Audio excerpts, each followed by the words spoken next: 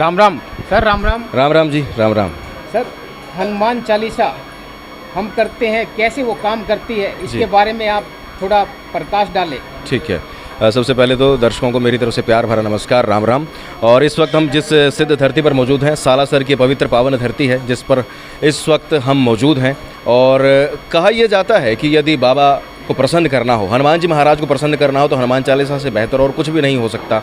और आपका प्रश्न बहुत ही सुंदर है कि हनुमान चालीसा यदि सिद्ध हो जाए तो कैसे असर करती है। दरअसल कहा यह जाता है कि जब कभी भी हम हनुमान चालीसा को पढ़ते हैं तो आपको असर तो देखने को मिलता है, किंतु यदि वो सिद्ध हो जाए तो सही तरीके से वो असर करता है।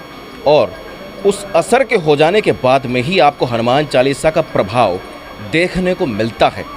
अब कई बार लोग ये कहते हैं कि साहब हमने तो बहुत बार चालीसा पढ़ा, हमें कुछ फ़ायदा ऐसा देखने को नहीं मिल रहा। बहुत से लोग अक्सर यदा कदा ऐसा कह देते हैं। तो मैं उनसे कह देना चाहता हूँ कि लंबे समय तक उन्हें जाप करना होगा। हनुमान चालीसा को कहा जाता है कि जो शत बार पाठ कर कोई, छूटे बंदी महासुख हुई, जो यह पढ़े हनुमान चालीसा हो सिद्धि साखी गौरी सा। यानी कि यदि 100 बार आप हनुमान चालीसा का एक साथ पाठ कर लेते हैं, उसके बाद ये हनुमान चालीसा प्रभाव दिखाना शुरू करती है।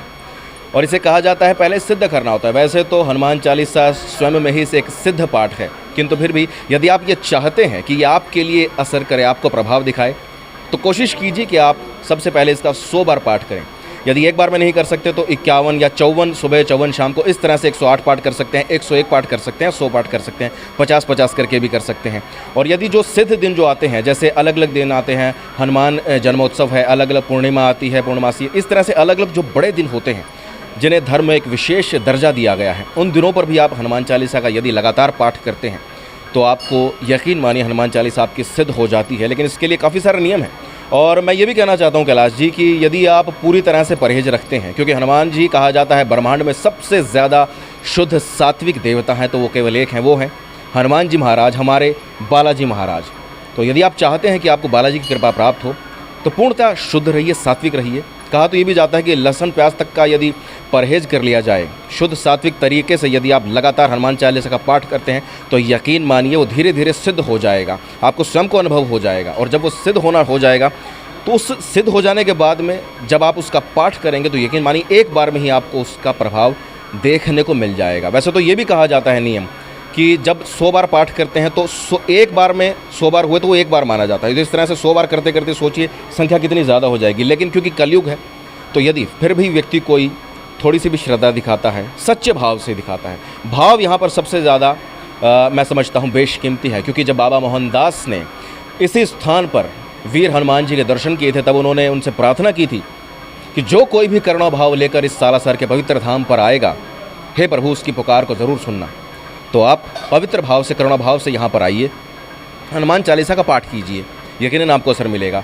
और 100 बार पाठ कर लेते हैं। या फिर मैं अपने बारे में आपको बताना चाहूँगा, यदि आप जैसे नवरात्रि आते हैं, गुप्त नवरात्रि आते हैं, यदि लगातार आप हर रोज़ 51 हनुमान चालीसा के भी पाठ करते हैं लगातार 9 दिन तक, तो फिर यकीन मानिए आपको उसका असर दिखाई देने लग जाएगा।